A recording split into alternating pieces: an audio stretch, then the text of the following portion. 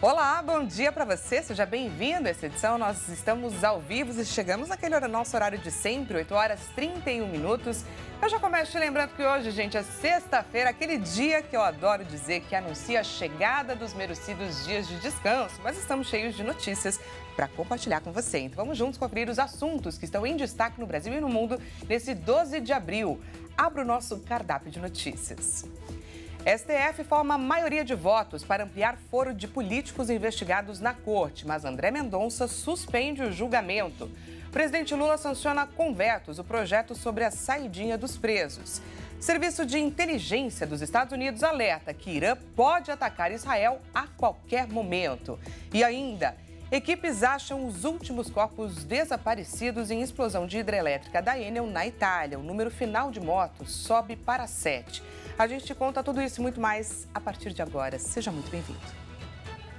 O Supremo Tribunal Federal formou maioria para ampliar o foro privilegiado de políticos investigados na corte com o voto de Luiz Roberto Barroso.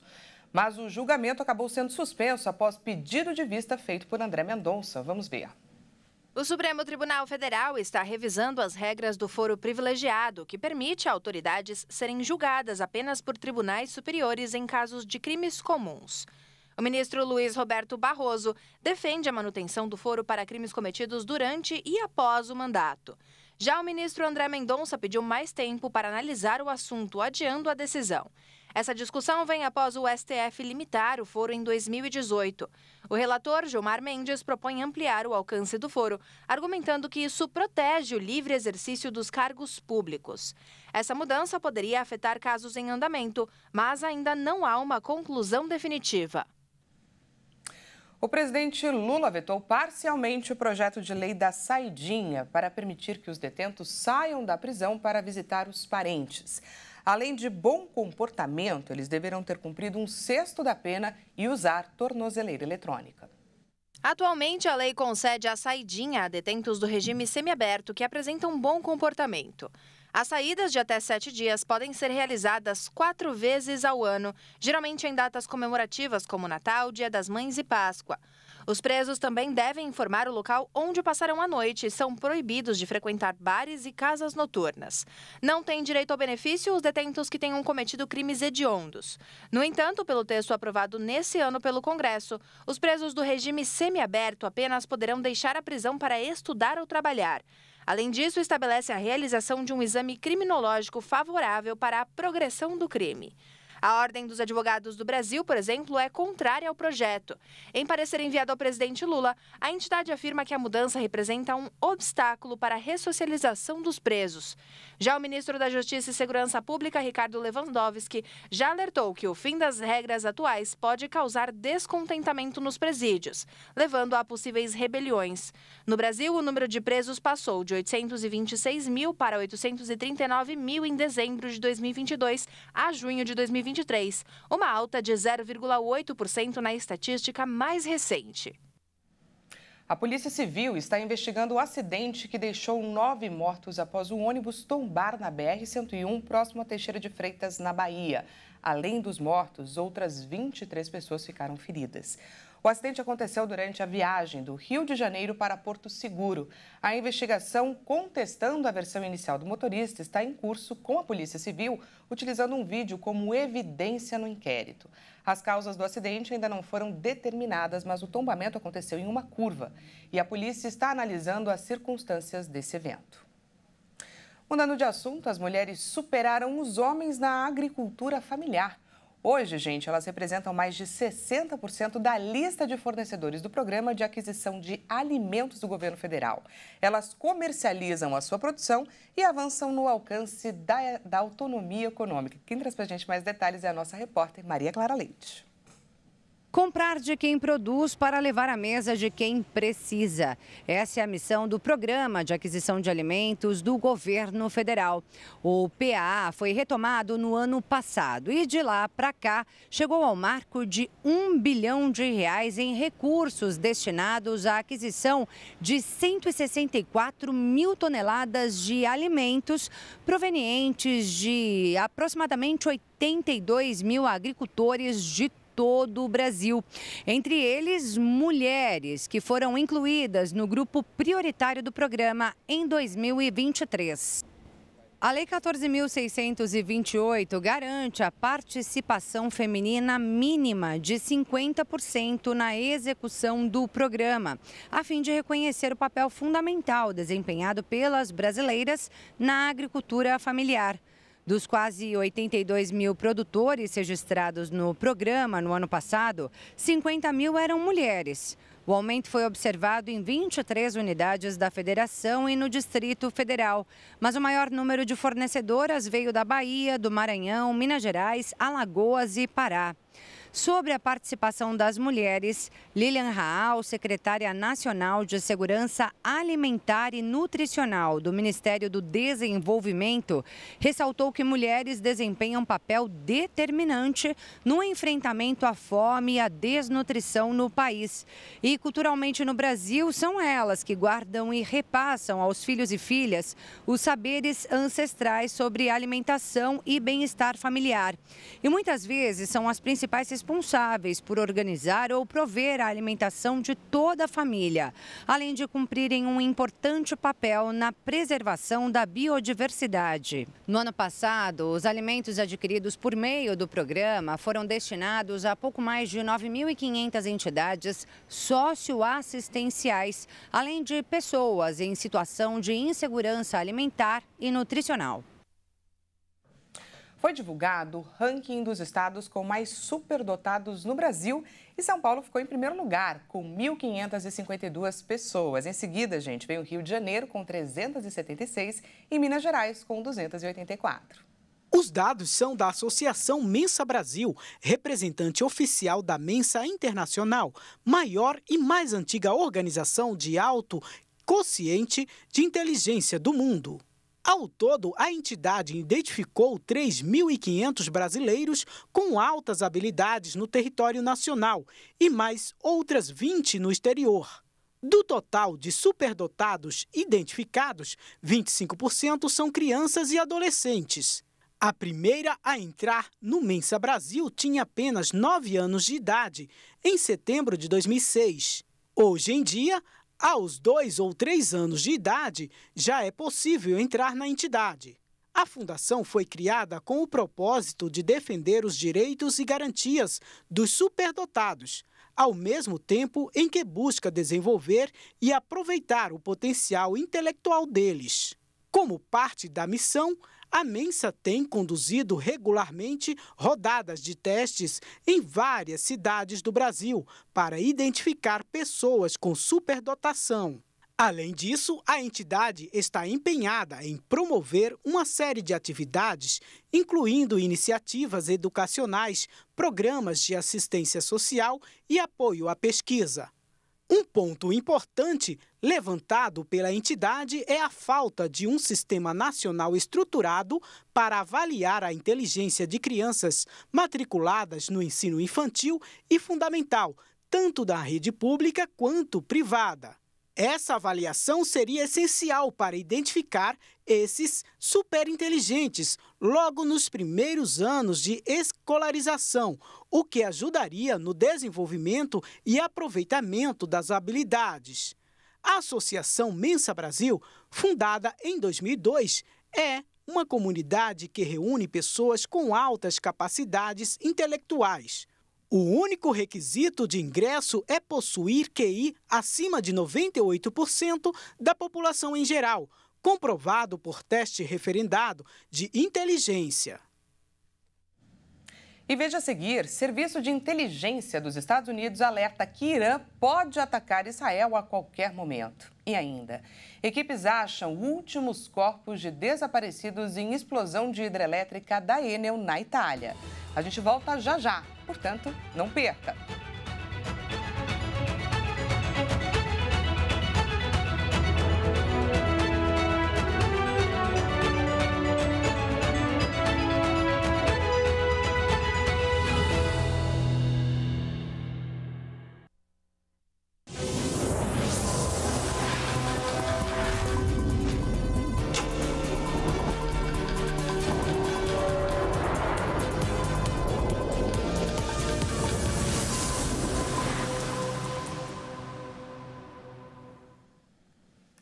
Seja bem-vindo mais uma vez, nós estamos de volta e ao vivo, 8 horas e 43 minutos pelo horário de Brasília. Trazemos agora os destaques internacionais dessa sexta-feira para compartilhar com você.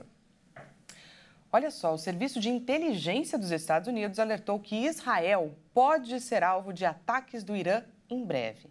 De acordo com fontes americanas, só falta definir a data desses ataques. Eles sabem, inclusive, detalhes. Os bombardeios seriam lançados a partir do Irã e poderiam acontecer com o emprego de mísseis guiados de alta precisão, além de drones. Vamos ver.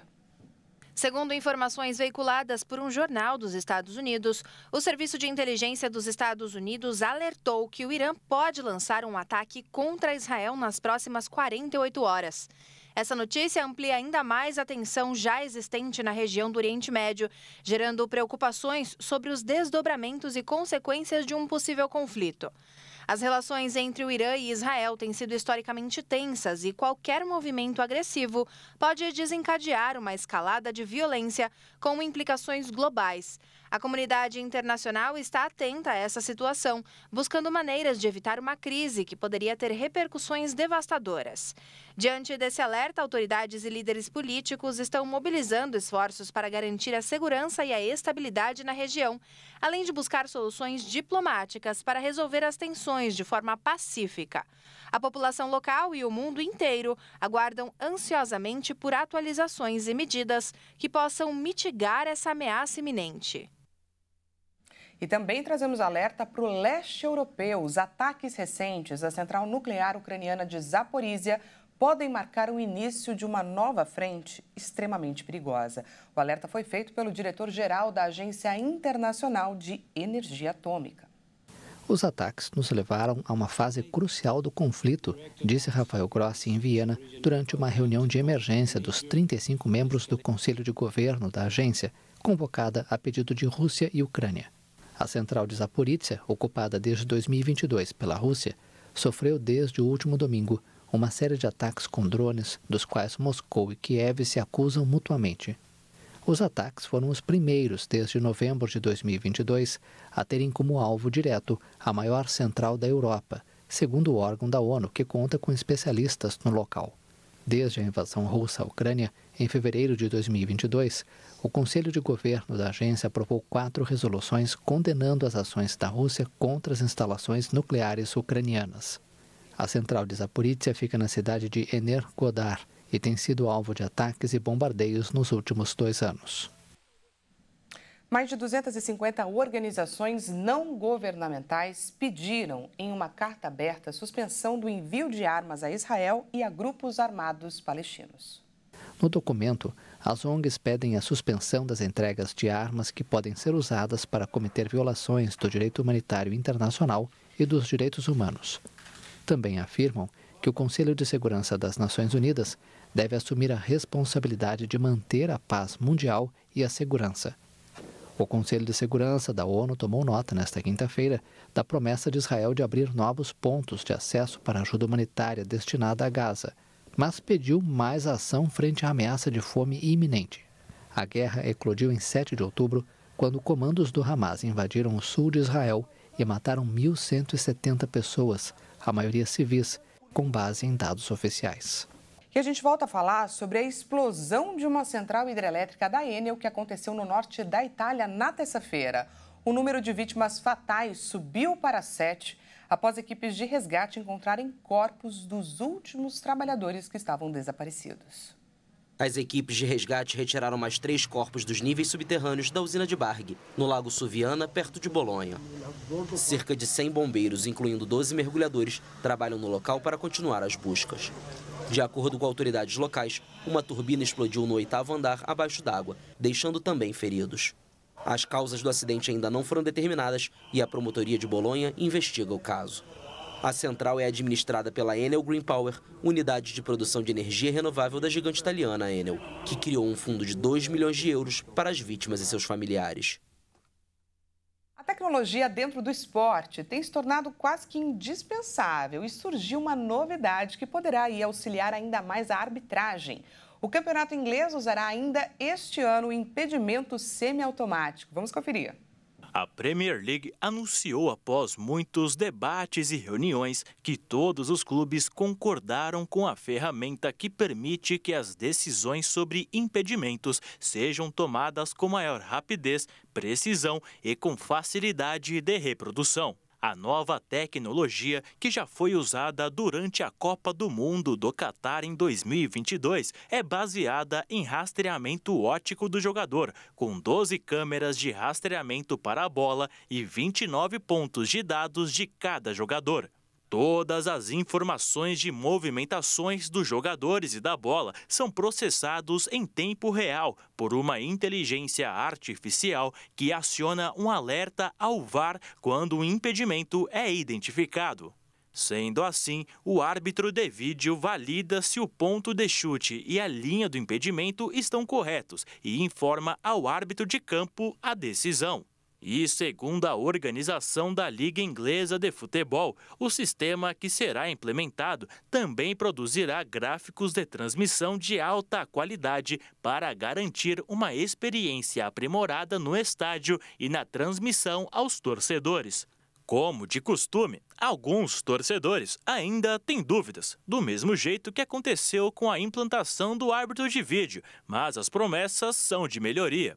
Isso porque o impedimento semiautomático promete resolver alguns problemas, como, por exemplo, melhorar a exatidão. Como? Atualmente são traçadas linhas e alguns lances não mostram com exatidão o ponto exato em que a bola foi tocada pelo lançador. A direção de arbitragem do campeonato inglês resistiu à implementação do uso da tecnologia do impedimento semiautomático para esta temporada, mas com alguns erros cometidos, mesmo com a utilização do VAR, pressionou a comissão de árbitros a aceitar a nova ferramenta, que entrará em vigor no segundo semestre deste ano. O alerta de um estudo internacional com participação da Universidade de São Paulo é sobre a possibilidade de mais de 60 milhões de pessoas ficarem cegas no mundo até 2050, isso por conta das doenças oculares. A alternativa, como sempre, é cuidar da saúde procurando um médico especialista. A reportagem é da Maria Clara Leite. O campo de visão diminui, a imagem fica embaçada e, de repente, a luz se apaga. A perda da visão pode ser irreversível, mas é possível se prevenir. De acordo com a Organização Mundial da Saúde, 80% dos casos de cegueira podem ser evitados. Basta cuidar da saúde ocular. É preciso fazer visitas periódicas ao oftalmologista e também realizar exames, mesmo que não haja sintomas. Tem muitas doenças oculares que são assintomáticas, por exemplo, um glaucoma, que é quando a pressão do olho fica alta, a pessoa não sente nada e vai perdendo a visão progressivamente da periferia para o centro. Quando ela percebe que está perdendo a visão, já está um quadro muito avançado. E há outras enfermidades associadas à perda de visão que, se descobertas na fase inicial, podem ser controladas, como a catarata, a degeneração macular relacionada à idade e até a retinopatia diabética. Inclusive, é importante destacar que são várias as doenças que podem impactar a visão. Reumatismos, doenças metabólicas, diabetes, hipertensão, câncer, Inclusive tem muitos cânceres que podem dar no olho e às vezes a pessoa não sabe, porque vai crescendo ali um tumorzinho lá dentro do olho, e você não percebe, não tem nada. Então é importante fazer esse exame frequente. Também é necessário proteger os olhos com óculos de sol com proteção ultravioleta, evitar olhar diretamente para fontes de luz intensa, além de nunca coçar a região para prevenir infecções. E o oftalmologista ainda alerta para a grande quantidade de acidentes com produtos que perfuram ou queimam os olhos. Daí a necessidade do uso de equipamentos de proteção durante atividades que possam colocá-los em risco. O seu João, por exemplo, perdeu a visão de um olho por causa de um objeto que o atingiu quando era criança. E além do sentido, conta que perdeu a autoestima. A vida toda foi de constrangimento, bullying a todo momento, desde criança, e sempre sonhando em encontrar uma pessoa como eu encontrei com o Dr. Alexandre. Foi um anjo que Deus me enviou. É que o Dr. Alexandre, mais conhecido como Dr. X, é especialista em ceratopigmentação, um procedimento ainda pouco conhecido, capaz de eliminar ao menos parte do sofrimento de quem perdeu a visão. Quando a pessoa ficou cega, fica com o olho esbranquiçado, isso significa que a córnea, que é o vidrinho transparente que fica na frente da parte colorida do olho, ele perdeu a transparência e ficou esbranquiçado. Então eu consigo, com técnicas de micropigmentação e tatuagem, fazer um implante de pigmentos mesmo ali na córnea para fazer como se fosse uma tatuagem mesmo. Pigmentar a córnea para que ela fique da cor do outro olho. A pessoa continua cega, ela não recupera a visão, mas ela melhora esse aspecto estético. Os estudos mostram que se a gente conseguir recuperar a desfiguração, né, com uma cirurgia reparadora, essa pessoa melhora extremamente a qualidade de vida dela. O seu João é prova disso. Simplesmente eu nasci novamente. Sou outra pessoa. Só quem teve esse problema e passou por isso, sabe o que eu estou falando. Apesar do sucesso da cirurgia estética, o recado que o aposentado deixa é para que todos cuidem da saúde ocular, para que não tenham que enfrentar tudo o que ele viveu até aqui. Porque tudo na vida é visão. Essa edição fica por aqui, mas antes, para inspirar aí a sua sexta-feira, vamos juntos acompanhar o amanhecer de um outro lugar em Nova Jersey, nos Estados Unidos.